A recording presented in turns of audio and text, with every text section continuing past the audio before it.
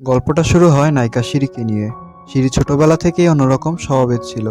খোলামেলা আর অবাক করা আচরণ সবসময় তার বৈশিষ্ট্য। ক্লাসে যার প্রতি ভালো লাগতো সোজাসুজি বলে দিত। একসময় সে এক ছেলেকে ভালোবাসার কথা জানালেও দুর্ভাগ্যবশত সেই ছেলেটি স্কুল বদলে চলে যায়। এতে শিরি খুব ভেঙে পড়ে।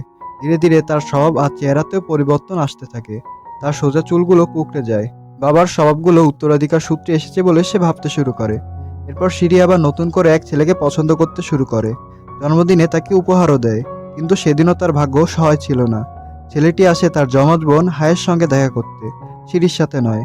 এতে সিরি অপমানিত হয় এবং প্রতিজ্ঞা করে আর কখনো কাউকে তার অনুভূতির কথা বলবে না। কিন্তু ভাগ্যের খেলা ছিল অন্যরকম।